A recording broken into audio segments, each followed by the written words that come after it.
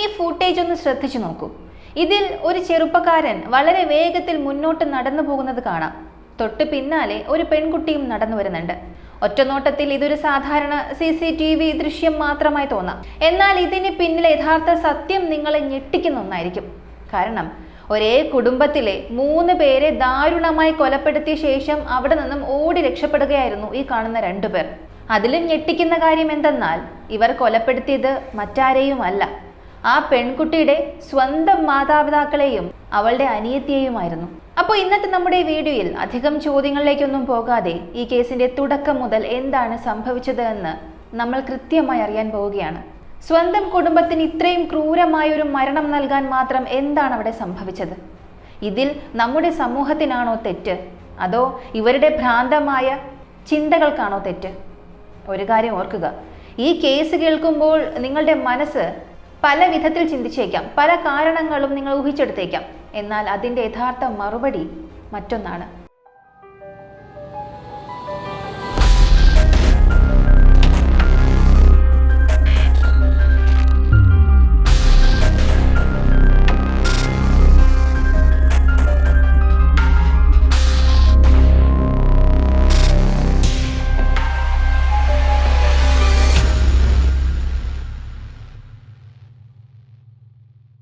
ബാംഗ്ലൂരിലാണ് ഈ സംഭവം നടക്കുന്നത്. വർഷങ്ങൾക്ക് മുൻപ് തമിഴ്നാട്ടിൽ നിന്നും ബാംഗ്ലൂരിലേക്ക് വന്ന് താമസമാക്കിയതാണ് ശ്വേതയുടെ കുടുംബം. അവളുടെ പിതാവ് സുമൻ സുന്ദർ ഒരു സോഫ്റ്റ്വെയർ എഞ്ചിനീയർ ആയിരുന്നു. തൻ്റെ കുട്ടികളുടെ നല്ലൊരു ഭാവിക്കും മികച്ച ജോലിക്കും വേണ്ടിയാണ് അദ്ദേഹം ഈ നഗരം തിരഞ്ഞെടുത്തത്. ഭാര്യ മുത്തുലക്ഷ്മിയും മൂത്ത മകൾ ശ്വേതയും ഇളയ മകൾ സുപ്രിയയും അടങ്ങുന്നതായിരുന്നു അദ്ദേഹത്തിന്റെ കുടുംബം. ആ മാതാപിതാക്കൾ എപ്പോഴും തങ്ങളുടെ 2 പെൺമക്കളുടെയും പഠനത്തിനാണ് ഏറ്റവും കൂടുതൽ പ്രാധാന്യം നൽകിയിരുന്നത്. അവർ നല്ല രീതിയിൽ പഠിച്ച് സ്വന്തം കാലിൽ നിൽക്കണമെന്ന് മാത്രമായിരുന്നു അച്ഛൻ്റെയും അമ്മയുടെയും ആഗ്രഹം. കാലം കടന്നുപോയി. ശ്വേത സ്കൂൾ പഠനം പൂർത്തിയാക്കിയ ശേഷം ബാംഗ്ലൂരിലെ ഒരു പ്രൈവറ്റ് എഞ്ചിനീയറിംഗ് കോളേജിൽ അഡ്മിഷൻ നേടി. അവിടെ വെച്ചാണ് അവൾ ജെ കെന്നത്ത് എന്ന പേരുള്ള ഒരു ചെറുപ്പക്കാരനെ പരിചയപ്പെടുന്നത്. അവർ 2 പേരും ഒരേ ക്ലാസ്സിലായിരുന്നു പഠിച്ചത്.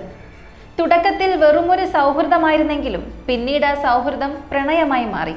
എന്നാൽ തങ്ങളുടെ ബന്ധത്തെക്കുറിച്ച് അവർ ആരോടും ഒന്നും പറഞ്ഞിരുന്നില്ല. കുടുംബത്തിന് മുന്നിൽ അവർ നല്ല സുഹൃത്തുക്കൾ മാത്രമായിട്ടാണ് അഭിനയിച്ചത്. കെന്നത്ത് പലതവണ ശ്വേതയുടെ വീട്ടിൽ വന്നിട്ടുണ്ടെങ്കിലും മാതാപിതാക്കൾക്ക് അവരെ ഒരിക്കലും സംശയം തോന്നിയിരുന്നില്ല. കോളേജ് പഠനം കഴിഞ്ഞതോടെ 2 പേരുടെയും വഴികൾ മാറിയെങ്കിലും അവരുടെ പ്രണയബന്ധം പഴയതുപോലെ തന്നെ തുടർന്നു. പിന്നീട് ശ്വേതയ്ക്ക് ബാംഗ്ലൂരിലെ ഒരു പ്രമുഖ IT കമ്പനിയിൽ സോഫ്റ്റ്വെയർ എഞ്ചിനീയറായി ജോലി ലഭിച്ചു. അതിനുശേഷം എന്താണ് സംഭവിച്ചത്? മകളുടെ ഈ നേട്ടം കണ്ട് ആ മാതാപിതാക്കൾ ഒരുപാട് സന്തോഷിച്ചു. പ്രത്യേകിച്ച് തൻ്റെ മകളെക്കുറിച്ച് ആ അച്ഛന് വലിയ അഭിമാനമായിരുന്നു. മറുഭാഗത്ത് കെന്നത്തും IT സെക്ടറിൽ തന്നെ ജോലി ചെയ്യാൻ ആരംഭിച്ചിരുന്നു. ജോലി കിട്ടിയ ശേഷവും ഇരുവരും നിരന്തരം കാണുകയും തങ്ങളുടെ ഭാവിയെക്കുറിച്ചുള്ള വലിയ സ്വപ്നങ്ങൾ നെയ്യാൻ തുടങ്ങുകയും ചെയ്തിരുന്നു. എന്നാൽ കുറച്ചുനാൾ കഴിഞ്ഞപ്പോൾ കോളേജ് കഴിഞ്ഞിട്ടും ഇവർ തമ്മിൽ തുടർച്ചയായി കാണുന്നത് വെറും ഒരു സൗഹൃദം മാത്രമല്ലെന്ന് ശ്വേതയുടെ വീട്ടുകാർക്ക് മനസ്സിലായി. അങ്ങനെ ഒരു ദിവസം മാതാപിതാക്കൾ ശ്വേതയോട് ഇതിനെക്കുറിച്ച് സംസാരിക്കുകയും ഇനിമേൽ കെന്നത്തുമായി അധികം അടുപ്പവും കൂട്ടുകെട്ടും വേണ്ടെന്ന് പറയുകയും ചെയ്തു. എന്നാൽ ഇത്തവണ ശ്വേത ഒന്നും ഒളിച്ചു വയ്ക്കാൻ തയ്യാറായില്ല. താൻ കെന്നത്തിനെ പ്രണയിക്കുന്നുണ്ടെന്നും അവനെ തന്നെ വിവാഹം കഴിക്കുമെന്നും അവൾ തുറന്നു പറഞ്ഞു. ഇത് കേട്ടതും ആ കുടുംബം ആകെ തകർന്നുപോയി. ഇതിന് പ്രധാന കാരണം അവർ 2 പേരും 2 വ്യത്യസ്ത മതങ്ങളിൽപ്പെട്ടതായിരുന്നു എന്നതായിരുന്നു. ശ്വേത ഒരു ഹിന്ദു കുടുംബത്തിൽ നിന്നുള്ള ആളായിരുന്നു, കെന്നത്താകട്ടെ ഒരു ക്രിസ്ത്യാനിയും. അതുകൊണ്ട് തന്നെ മാതാപിതാക്കൾ ഈ ബന്ധത്തെ ശക്തമായി എതിർത്തു. പക്ഷേ ശ്വേത തന്റെ തീരുമാനത്തിൽ ഉറച്ചു തന്നെ നിന്നു. ഇതോടെ ആ വീടിന്റെ അന്തരീക്ഷം പൂർണ്ണമായും മാറി. മാതാപിതാക്കൾ അവളുടെ ജോലി തടഞ്ഞില്ലെങ്കിലും അവൾക്ക് മേൽ ഒരുപാട് നിയന്ത്രണങ്ങൾ ഏർപ്പെടുത്തി. ഓഫീസിൽ പോയി തിരിച്ചു വരുന്ന സമയം കൃത്യമായി നിരീക്ഷിക്കാൻ തുടങ്ങി. മൊബൈൽ ഫോൺ പരിശോധിക്കാനും അവൾ ആരോടാണ് സംസാരിക്കുന്നതെന്ന് നോക്കാനും തുടങ്ങി. ശ്വേത പതുക്കെ കെന്നത്തിൽ നിന്നും അകലണം എന്ന് മാത്രമായിരുന്നു ആ കുടുംബം ആഗ്രഹിച്ചത്. എന്നാൽ ശ്വേത അതിന് തയ്യാറായില്ല. അവൾ വീട്ടുകാരുടെ കണ്ണുവെട്ടിച്ച് രഹസ്യമായി അവനെ കാണുന്നത് തുടർന്നു. നിയന്ത്രണങ്ങൾ ഇങ്ങനെ കൂടി വന്നതോടെ അവൾ തൻ്റെ കുടുംബത്തിൽ നിന്നും മാനസികമായി ഒരുപാട് അകന്നുപോയി. ഒടുവിൽ അവൾ കടുത്തൊരു തീരുമാനമെടുത്തു. വീട് വിട്ടിറങ്ങി കെന്നത്തിനൊപ്പം ഒരു ലിവ് ഇൻ റിലേഷൻഷിപ്പിൽ താമസിക്കാൻ അവൾ തീരുമാനിച്ചു. ഈ വിവരം മാതാപിതാക്കളെ അറിയിച്ചതോടെ ആ വീട്ടിൽ വലിയ വഴക്കായി.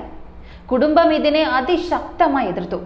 അവനൊപ്പം ജീവിക്കാനാണ് തീരുമാനമെങ്കിൽ കുടുംബവുമായുള്ള എല്ലാ ബന്ധങ്ങളും അവസാനിക്കുമെന്നും സ്വത്തിൽ യാതൊരു അവകാശവും ഉണ്ടായിരിക്കില്ല എന്നും അവർ കർശനമായി പറഞ്ഞു. പക്ഷേ അതൊന്നും വകവയ്ക്കാതെ ശ്വേതയും കെന്നത്തും ബംഗളൂരുവിലെ KR പുരം എന്ന സ്ഥലത്തുള്ള ഒരു ഫ്ളാറ്റിൽ ഒരുമിച്ച് താമസം തുടങ്ങി. തുടക്കത്തിൽ ഇരുവരും ജോലിക്ക് പോവുകയും തങ്ങളുടെ പുതിയ ജീവിതം ആസ്വദിക്കുകയും ചെയ്തു. എന്നാൽ കുറച്ച് മാസങ്ങൾ കഴിഞ്ഞപ്പോൾ വെറുമൊരു സാധാരണ ജോലിയിലെ ശമ്പളം കൊണ്ട് തങ്ങളുടെ വലിയ സ്വപ്നങ്ങളൊന്നും നേടാൻ കഴിയില്ല എന്ന് അവർക്ക് തന്നെ തോന്നി. അങ്ങനെ അവർ സ്വന്തമായി ഒരു ബിസിനസ് തുടങ്ങാൻ തീരുമാനിച്ചു. ഇവിടെ വരെ കാര്യങ്ങളെല്ലാം സാധാരണ പോലെ ആയിരുന്നു. എന്നാൽ ഇനി നടക്കാൻ പോകുന്നതാണ് ഏറ്റവും ഭയാനകമായ കാര്യം. ബിസിനസ് തുടങ്ങാൻ വലിയൊരു തുക ആവശ്യമായിരുന്നു. എന്നാൽ ഇവരുടെ കയ്യിൽ അതിനുള്ള പണമില്ലായിരുന്നു. ഇവിടെ വെച്ചാണ് പോലീസ് അന്വേഷണത്തിൽ പുറത്തു വന്ന ആ ഞെട്ടിക്കുന്ന വിവരം സംഭവിക്കുന്നത്. തങ്ങളുടെ ആവശ്യത്തിനായി ഇരുവരും തിരഞ്ഞെടുത്തത് തികച്ചും തെറ്റായൊരു വഴിയായിരുന്നു. ശ്വേതയുടെ പിതാവായ സോമസുന്ദരന്റെ പേരിൽ വ്യാജരേഖകളും വ്യാജ ഒപ്പും ഉണ്ടാക്കി വിവിധ ബാങ്കുകളിൽ നിന്നും വിവിധ ഫിനാൻസ് കമ്പനികളിൽ നിന്നും ഏകദേശം 40 ലക്ഷത്തോളം രൂപയുടെ ലോൺ ഇവർ തട്ടിയെടുത്തു. ഏറ്റവും അത്ഭുതകരമായ കാര്യം, തന്റെ പേരിൽ ഇത്രയും വലിയൊരു ലോൺ എടുത്ത വിവരം പോലും സോമസുന്ദർ അറിഞ്ഞിട്ടുകൂടിയില്ലായിരുന്നു. അതിലും വലിയ അത്ഭുതം എന്തെന്നാൽ ഇത്രയും വലിയൊരു തുക കയ്യിൽ കിട്ടിയിട്ടും ഇവർ രണ്ടുപേരും യാതൊരു ബിസിനസ്സും തുടങ്ങിയില്ല എന്നതാണ്. അന്വേഷണത്തിൽ വ്യക്തമായത് ഈ പണത്തിന്റെ ഭൂരിഭാഗവും ആഡംബര ഫ്ളാറ്റിന്റെ വാടക നൽകാനും ദൈനംദിന ചിലവുകൾക്കും ഇവരുടെ ആഡംബര ജീവിതത്തിനു വേണ്ടിയാണ് ധൂർത്തടിച്ചു കളഞ്ഞത്. പതുക്കെ പതുക്കെ കയ്യിലെ പണം തീരാൻ തുടങ്ങി. ലോൺ തിരിച്ചടവുകളും മുടങ്ങി. തുടർച്ചയായി തിരിച്ചടവ് മുടങ്ങിയതോടെ ബാങ്കിൽ നിന്നുള്ള റിക്കവറി നോട്ടീസ് നേരെ സോമസുന്ദറിന്റെ വീട്ടിലേക്ക് വന്നു. ആ നോട്ടീസ് വായിച്ചതും സോമസുന്ദറിന്റെ പാദങ്ങൾക്കടിയിലെ മണ്ണ് തന്നെ ഒലിച്ചുപോയി. തന്റെ പേരിൽ ലക്ഷക്കണക്കിന് രൂപയുടെ കടമുണ്ടെന്ന വിവരം അദ്ദേഹം ആദ്യമായിട്ടാണ് അറിയുന്നത്. ആ വാർത്ത ആ കുടുംബത്തിന് താങ്ങാൻ കഴിയുന്നതിലും അപ്പുറമുള്ളൊരു വലിയ പ്രഹരമായിരുന്നു. അന്ന് തന്നെ, അതായത് ജൂൺ 22-ന് സോമസുന്ദർ ഭാര്യ മുത്തുലക്ഷ്മിയെയും ഇളയ മകൾ സുപ്രിയയും കൂട്ടി നേരെ ശ്വേതയുടെ ഫ്ളാറ്റിലേക്ക് പോയി. അവരവിടെ എത്തിയതോടെ ആ വീടിന്റെ അന്തരീക്ഷം പൂർണ്ണമായും മാറിമറിഞ്ഞു. സോമസുന്ദറിന്റെ കയ്യിൽ ബാങ്കിൽ നിന്നുള്ള ആ റിക്കവറി നോട്ടീസ് ഉണ്ടായിരുന്നു. അദ്ദേഹത്തിന്റെ മുഖത്ത് ദേഷ്യത്തെക്കാൾ ഉപരി വലിയൊരു സങ്കടമായിരുന്നു. ഒട്ടും സമയം കളയാതെ അദ്ദേഹം ആ നോട്ടീസ് ശ്വേതയുടെ മുന്നിലേക്ക് വെച്ചു. എന്നിട്ട് ചോദിച്ചു, എന്റെ പേരിൽ ഇത്രയും വലിയൊരു ലോൺ നീ എങ്ങനെ എടുത്തു? ശ്വേതയും കെന്നത്തും പരസ്പരം മുഖത്തോട് മുഖം നോക്കിയതല്ലാതെ അവരുടെ കയ്യിൽ അതിന് മറുപടിയില്ലായിരുന്നു. സോമസുന്ദർ അവരോട് വളരെ വ്യക്തമായി പറഞ്ഞു, ഇങ്ങനെ ഒരു ലോൺ എടുക്കാൻ ഞാൻ ആരോടും അനുവാദം ചോദിച്ചിട്ടില്ല. എൻ്റെ പേര് ദുരുപയോഗം ചെയ്ത സ്ഥിതിക്ക് ഞാൻ ബാങ്കിലും പോലീസിലും ഇതിനെതിരെ പരാതി നൽകും. മാത്രമല്ല, ഈ തട്ടിപ്പ് ലോണിന്റെ ഒരൊറ്റ പൈസ പോലും താൻ അടയ്ക്കില്ല എന്നും അദ്ദേഹം ഉറപ്പിച്ചു പറഞ്ഞു.